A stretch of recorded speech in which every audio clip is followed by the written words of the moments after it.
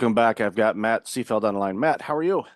I'm doing great, Michael. Thanks for having me on today. Oh, thanks for being on the show. Really looking forward to this conversation. And even in the pre-show, we talked about all kinds of different things, and it's going to be a really good chat for the audience. So why don't you share a little bit about you, and then we're going to jump into this important conversation. Absolutely, yeah.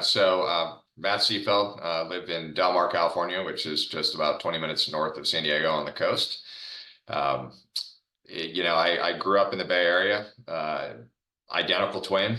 Spent most of my childhood and even into adulthood competing with somebody, which I'm sure some of those topics will come up on our show. Uh, Sports was a big part of my life. Played sports all through college and continue to coach, as part of giving back and being of service to others and help motivating this next generation of athletes to create I call it the callous minds to be able to take on this world, right? Not let the world take on them. A lot of things there. In my career, I've been in healthcare my entire career. After undergrad, went right into working for the couple of the big four consulting firms, PwC, Deloitte, trying to fix health systems problems financially. Fast forward 24 years, I'm still trying to fix health systems and provider group problem. I did start developing software early in my career. I left Deloitte in '07 to start a company, healthcare software company. Eventually sold that to a public company and pretty much have been an entrepreneur ever since, and really do enjoy it. And again, I think we'll talk a little bit about what it takes to be an entrepreneur, what it takes to lead a team, what it takes when you're trying to recruit people and the types of personalities and the challenges that come apart with it. I would say the last big thing that's really why I'm here talking to you today is I did get sober almost 7 years ago. I'd struggled for many years with alcohol. I was using that as my coping measure for stress, trying to avoid feeling. And when I got out of treatment, I realized there was no easy community out there, virtual community to connect with. And this was pre-COVID, right? And so I built an app. It's free for the world to use. It's called My Life Link, and it's a place where people have a soft entry into recovery, right? They can go in, they can basically be as open and honest about who they are, and we connect them digitally to people like them and people who have gotten sober and are in recovery that can help them with this journey. So it's an amazing experience. Again, if any of your listeners out there are struggling with substance abuse, behavioral addiction, or emotional addiction, then or know somebody in their family or friends, pass them on. We'd love to have them. We have lots of virtual meetings. We have lots of things that we offer through the app, and it's free. It'll never be charged for. It's my trying to get back to society as another way to get away from the chaos of this world. As if we focus more on others and less on self, right? That's when healing begins. That's when we start to evolve again as a society.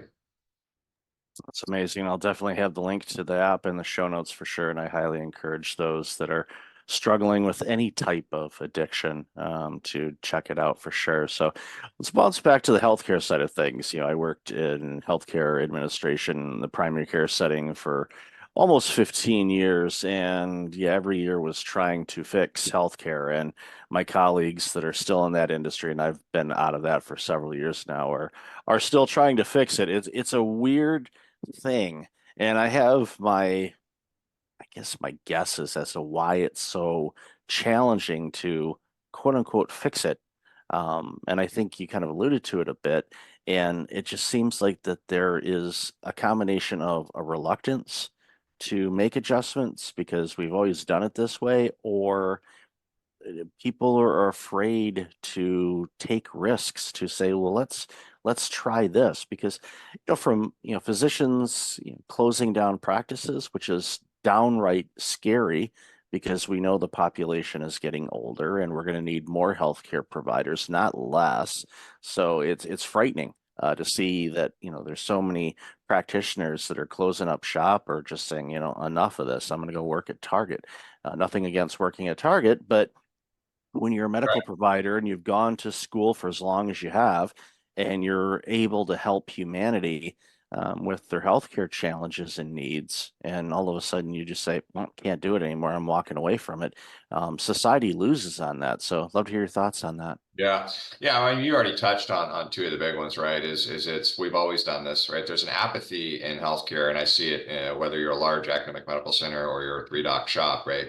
It's the physicians have put so much trust in the administration side to just get it done. And that worked well. That worked well years ago when reimbursements were decent, cost of delivering care was less. But today, right, what has inflation done to supply and labor costs to deliver the service? It's skyrocketed. And I don't know of anyone who's getting more money from insurance companies, right? So you have pressure on margin now without you doing anything wrong. It just is simple, right? I was actually got a knee surgery in November of last year, and I'm sitting on the OR table. The anesthesiologist is about to do his thing. And I said, hold on a second. And I said, hey, do you know what you're to the doctor, my orthopedic surgeon, do you know what the allowable is for my meniscus surgery you're about to do? Do you know what you're going to get from Blue Cross? And he's like, I don't know. I said, $1,400. I said, that's pretty good for a 20-minute procedure, right? And I said, who's after me? What type of patient? He goes, Medicare. I said, what are you going to get from that? It's like, I don't know. I said, probably $800. And then I went one step further and I said, do you know how many people and touches on the administration side it's going to take for you to get paid for my claim? And he's like, no. I said, do you think you should know that as a business owner?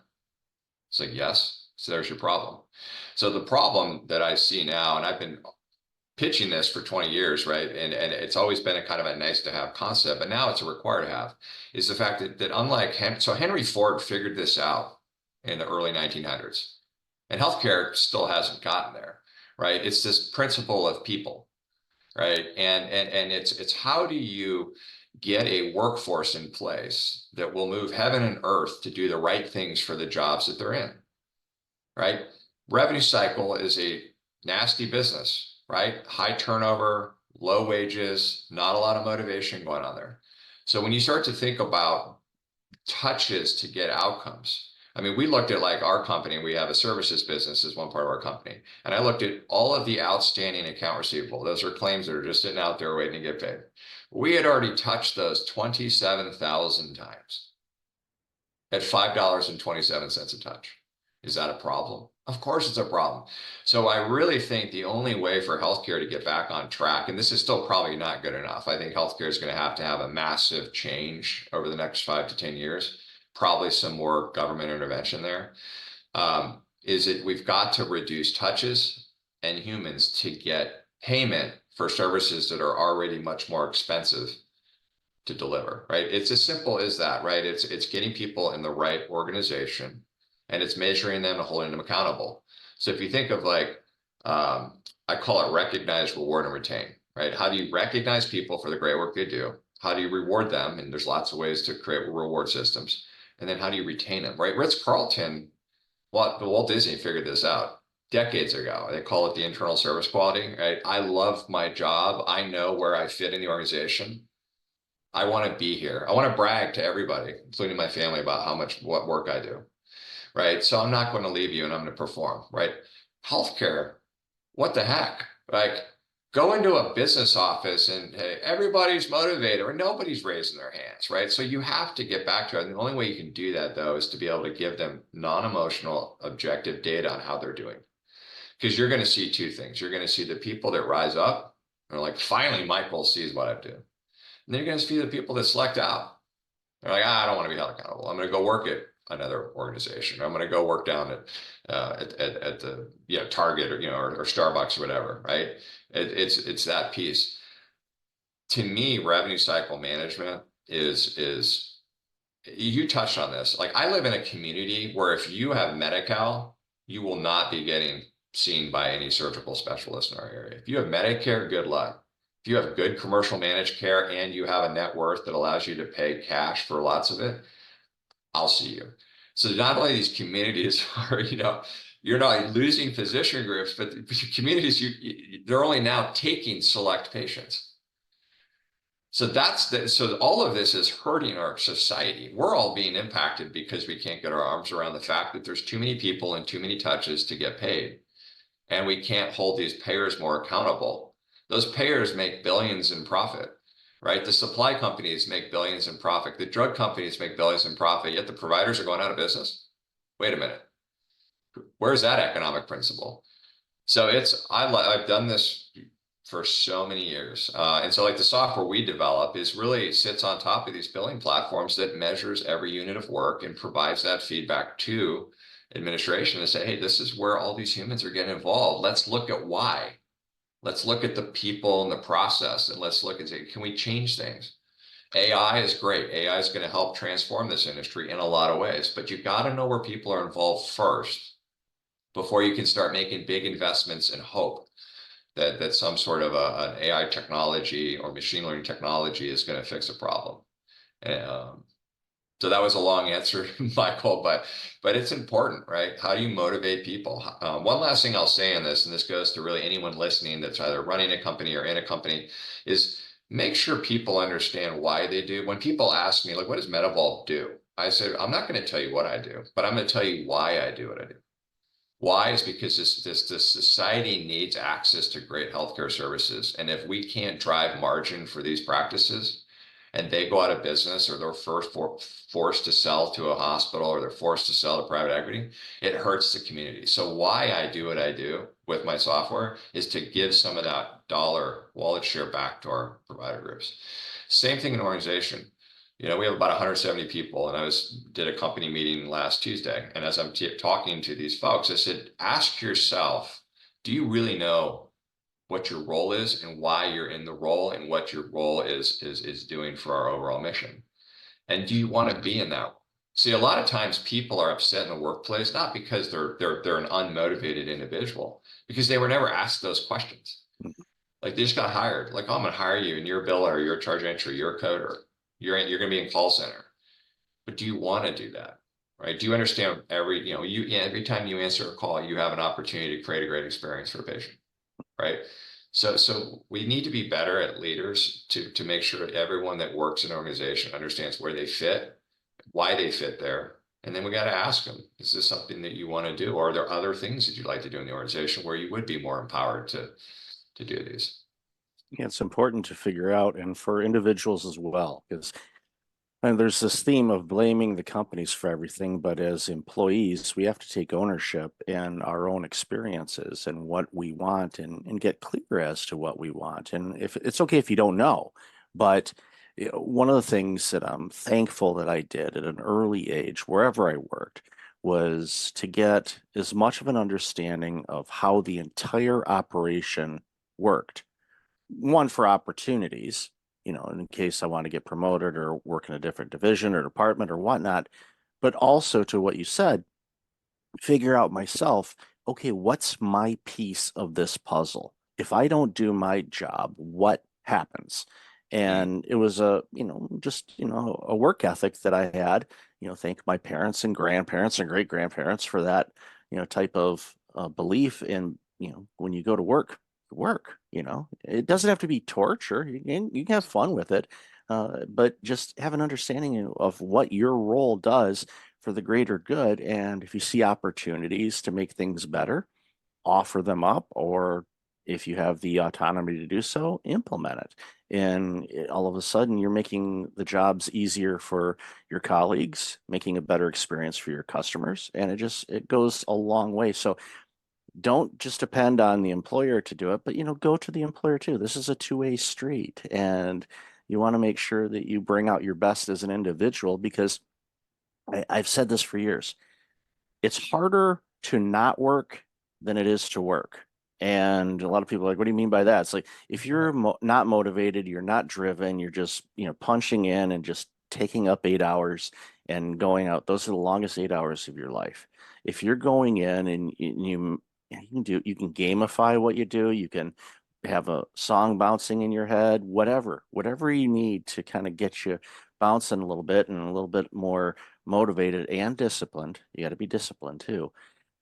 You'll be shocked how quickly that clock goes because you're in the zone, and you can do that every day. And when you have that mentality about it, I see it time and time again because I work with people that are burned out, and I'll go into a company and I'll see two people doing the same job, same generation, age, gender, pretty much the same across the board.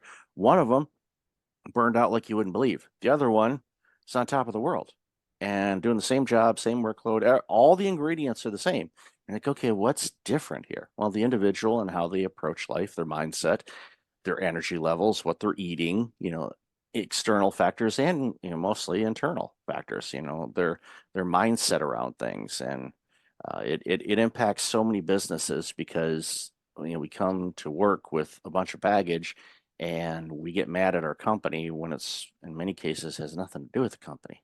But Yeah. so love your thoughts Yeah, on it's that. it's interesting. Yeah, you picked on a couple of themes that I love and it kind of ties back to Maslow's hierarchy of needs, which I talk a lot about when I speak at healthcare conferences, is that, this, and I don't want to make it about a generational thing, but the newer generations, right? They operate different than the older generations, right? I was born in the 70s, and so kind of my mentality is different than say where my sons are, right? I got a 13-year-old and a 9-year-old. But you think about what's being lost, I think, in society is the top of that pyramid, which is self-actualization. Is I think that we've lost, not everybody, but I think the majority of folks, if you were to ask them, like, do you have a goal that you're willing to become so obsessed with that you'll do everything possible, every action possible to achieve it, knowing that you may not achieve it, but that's a heck of a journey along the way. It's just self-discovery. I think that applies to the workplace, and I think it applies outside of the workplace. Is that if I'm going to invest 8 hours a day going to a job, what do I want to just click a button? I mean, do you really just want to sit there, or do you want to be proud of the work that you do? Again, this goes back to, do I know where I fit in the organization? Is this where I should be? Is this the best use of me? Right? Is that if we can get some more folks back to this principle of self-actualization, and then you hit on discipline, right? Motivation is great, but motivation without discipline doesn't get you anywhere, right? And I love that you brought that up and made that connection, because I think people miss that. Like, I'm so motivated to lose weight. I'm so motivated to be a pro ball player. I'm so motivated to really, but are you disciplined? Meaning that you're going to do everything. You're going to be hyper obsessed with it. Obsession is often a term that uh, people don't like, right? It's like, well, he's obsessed. But obsession is actually what it takes to be an achiever, right? I see that in sports, right? I have coached baseball, right? All these kids, I want to play in the pros. I want to be Manny Machado. I want to, do these. That's great. That's a great outcome. You don't control outcomes in life. Well, what do you mean? I said, well, you control actions. You never control outcomes. That doesn't make sense. No, it does make sense. You can say you want to be something or you want to achieve something. But again, this goes back to how obsessed are you willing to be? What actions are you willing to take every day? So you want to play pro ball, you come to practice twice a week and that's it. You're probably not playing pro ball. You go to practice twice a week, then you come home and you hit the tee 5-10 minutes a day, right? Then you throw pitch 5-10 minutes a day and you compound that every year. You're starting to do the work that gives you the better opportunity to play in high school, play in college, and then potentially pros, right? So it's really important, I think, for society, your listeners, you and me, to just recalibrate that if you want to be something that you're proud of, then you have to take ownership of that goal and you have to do everything you can. And this is workplace and this is outside workplace. I'll tell you, in recovery, it's all I talk about, because it's like I hear this story every day. Oh, I can't stop drinking. I can't stop taking drugs. I can't stop watching porn. I can't stop having sex. I can't stop, this anxiety that I feel every day. All right. I can't stop this feeling of lack of self-worth, right? I'm not good enough. I don't feel good. Michael doesn't like me, right? All of those things come to me all the time. And I stop for a second and say, well, hold on a minute. Why are you trying to escape from that feeling? What's wrong with it? If Michael doesn't like me, that's on me. That's not on Michael. Michael says something to me, right? Sticks and stones break your bone. I say this to my kids all the time. If somebody says something to you and you let them, if you take that as truth, then you've lost, right? The only truth comes from within.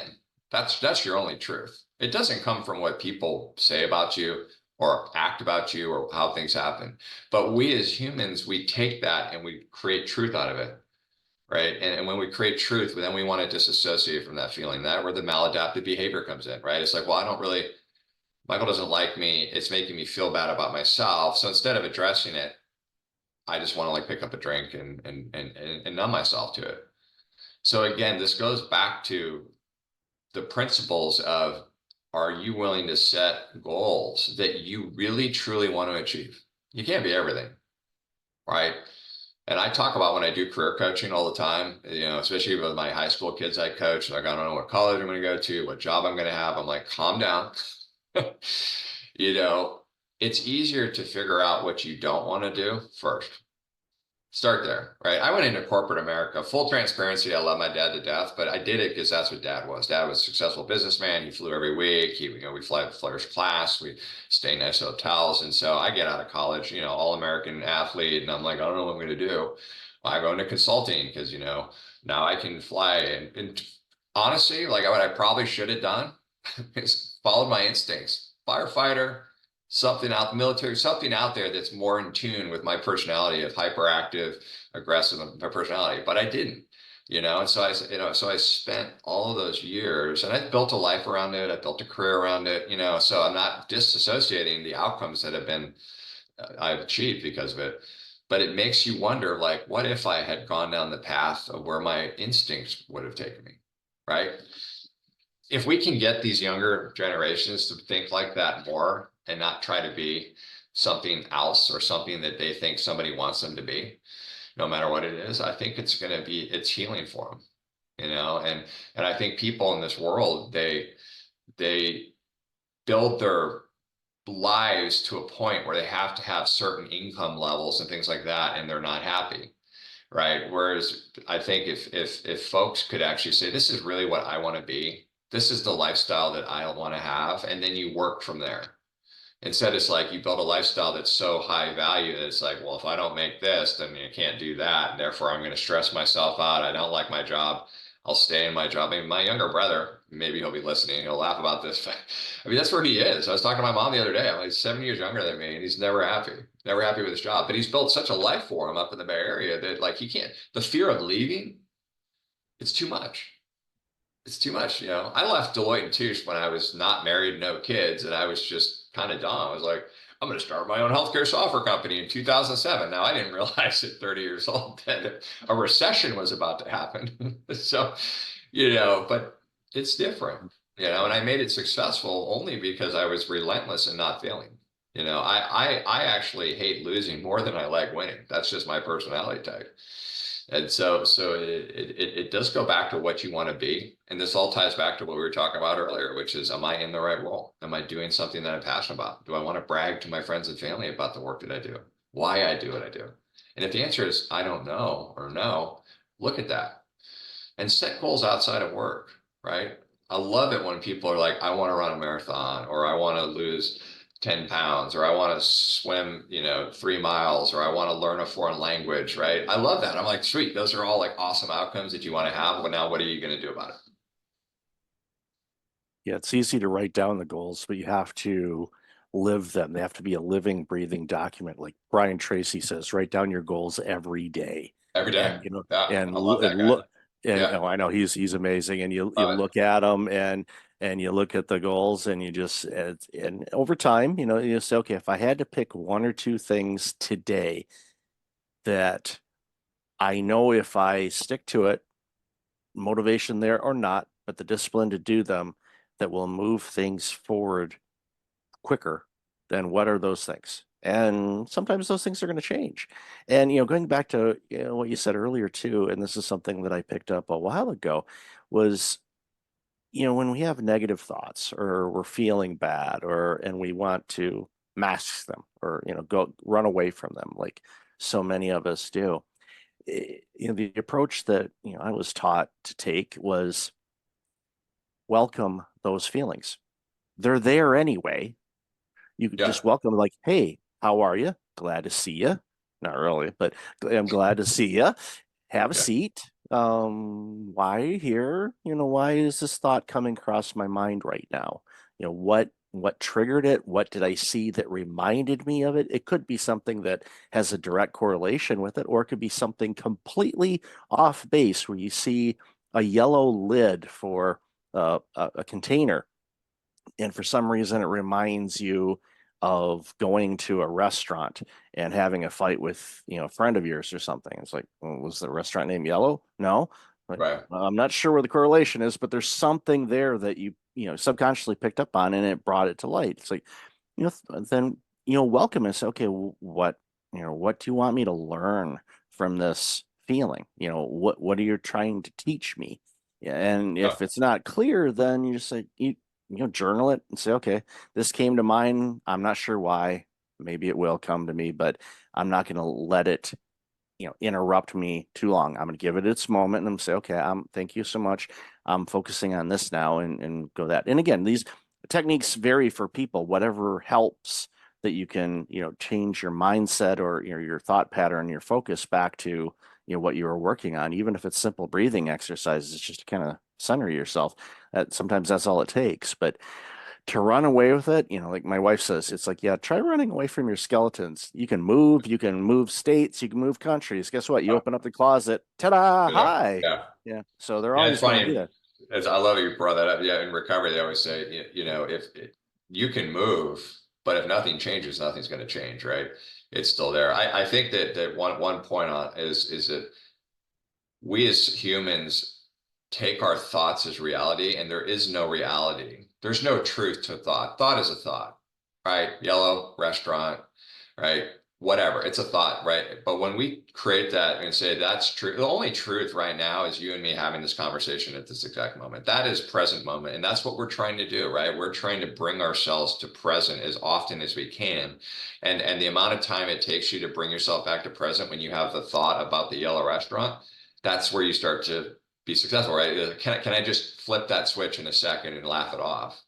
Right. We talk about, this too shall pass, right? How does somebody stay sober 30 days, 45 days, 60 days? It's like, oh my God, I'm having triggers. I got to drink. Give it 2 minutes and see what happens.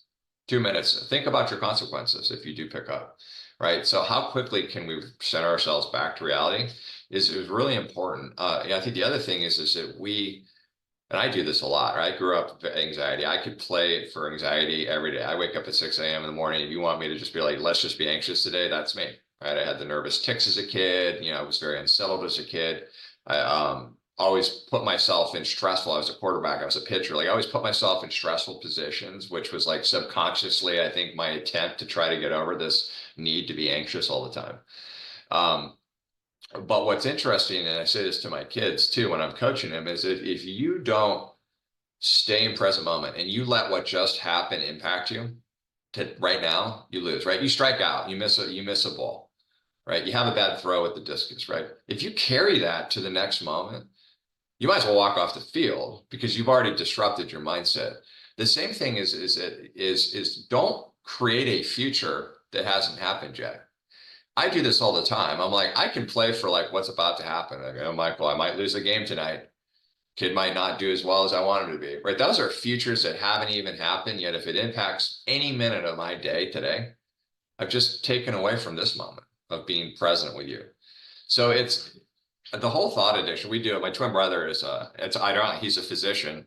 He's an ER physician in recovery with me. We're about the same time frame, and he works with me on my LifeLink, the sober app. But he's actually taken the next step further, and he's created curriculum around thought addiction and emotional sobriety, which has been amazing to really see how he's evolved now in terms of these topics.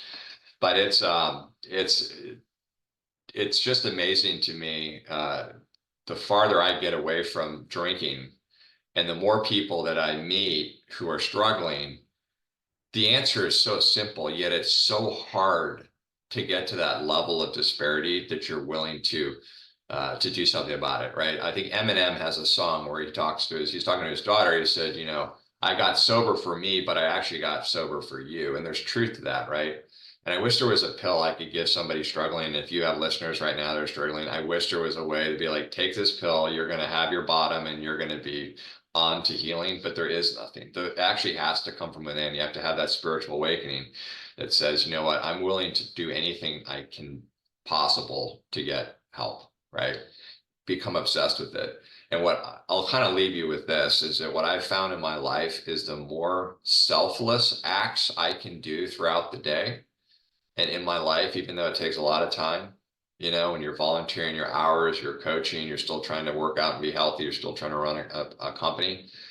It's absolutely what's kept me grounded is that when I can serve others and not focus on me, and those others can be inspired to serve others, that's what drives hope, right? When I pass away, my hope is to leave a legacy of memories in people that inspire them to keep that going, right? And I think that's what this life is about, right? Is can we stop the nonsense on the news, and can we just get back to helping each other? You know, when you become selfless, you build self-esteem, which is important for me because I grew up with almost no self-esteem. Always never good enough, right? In my mind. Nobody ever said that. It was in my mind, right? I'm not good enough. You know, my brother's better than me. My dad doesn't, love me. My mom, right? I mean, it's all in here. Again, I took thoughts in my head and I created a reality out of them. I made them reality. And how much of my life, how many hours of my life, days of my life, months of my life, years of my life were wasted on creating anxiety around stuff that was never truth. It's something to think about.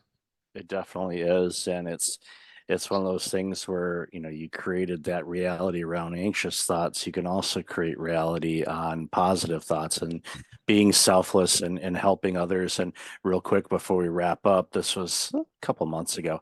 I live close to a mall, and when the weather's lousy, I'll just walk inside, get a little bit of walking in as part of my health routine. And there was this, it looked like it was some metal that came from some kind of scaffolding or something like that. But it was a small piece. They're just kind of laying on the sidewalk by a garbage can. So I picked it up and I put it in the can. I wasn't looking for any acknowledgement or good job, Mike, or anything like that. But I didn't even see him. There was an older gentleman behind me that English was not his first language, but he was able to muster up the words. He says, "I am so glad there are still people in this world that will do something like that." Well, and and it was that shaped my day. And it was like, okay, keep yep, my eyes open for other areas to serve. Again, not I didn't do it to say, look at me, I am cleaning up the earth. No, I just saw it and took care of it. yep, And by doing that, it removed a hazard, it made it cleaner, and it took me 3 seconds, if that, to do it. And it just look for those opportunities to help others. They can be small. It might be small to you. It might be gigantic to them. that's right. Just take those opportunities. So, Yeah, man, you I never love. know the impact, right? You Oh never know the yeah. impact you're going to have. I'm coaching a baseball team right now, and one of the kids who's first year playing baseball, single mom, dad's nowhere to be found, and she came up to me the other day and she said, "I'm so grateful to have you as a coach and really kind of help be a father figure, to this kid." And I'm like tearing up a little bit saying it, and I thought about it. I said, "Wow, I take it for granted, like my house. We got a beautiful wife. She's amazing. I've got two healthy kids. Not everybody has that." Right. We were just down in Mexico on spring break and we're leaving this nice resort and we're driving to the airport. And I told my boys, I said, look over there. People live there. These are no running water. Right. I mean, not the same life that they have. And I said, so you have to have empathy for that. You have gratitude for where you're at, but you have the empathy for others. And how can I help other people, right, to rise up? And I'm telling you right now, if everybody today, listening could just do one thing, one piece of service, whatever, pick up a piece of metal, open a door for somebody, help somebody grab something off the top shelf, whatever it is. I said, just imagine it if that started to have that ripple effect. And it does. It feels good. Like that guy saying that to you felt good. And that's okay. That's a nice dopamine hit. You're like, okay, I didn't do it because I needed it. I did it because that was just the right thing to do. But it does start to build that self-esteem and confidence. So, and and it attracts more of that to you as well when you do it. yeah. So, Matt, love this conversation. Where Yeah. can people find out more about you and this amazing work you're doing? Yeah, LinkedIn obviously is the easiest way to look me up, and regardless of which company you're interested in. But Matt Seefeld on LinkedIn, and then of course, if you want to put it in the show notes, my life link is the app, so you can download it on Apple or Google Play. If you or anyone is suffering, you can be as anonymous as you want to be. So it's a soft entry into this amazing and extraordinary world of recovery once we distance ourselves from the things that we historically did to disconnect from feeling. So would love to connect again and keep in touch with you, Mike. I really appreciate this time. These are fun podcasts to do where you can kind of just be open, and talk about a lot of different things. Yeah, no, I appreciate you and really enjoyed the conversation as well. And I'll definitely have all that information in the show notes. So, Matt, again, be well, and hopefully you don't have nightmares about linebackers tackling you or. I still have a little bit of, yeah, it's funny. It's always like I'm not prepared. I was a quarterback, so I wasn't prepared for the playbook. Like that's Mhm. usually, it's not like a lot of people worry about school or they're not prepared for a test. I worry about I show up to a game and I don't remember the playbook. Isn't that funny? So I still have Yeah. that. Or So, or pitching, to and you know yeah. Manny's up at the plate and he hits the ball and the ball leaves Petco Park and lands in Yeah. Balboa Park. So, Yeah, I know. We've seen a few of that. Yeah. yep, awesome. Well, thanks again, Matt. Really appreciate Yeah. it. You too. Take care.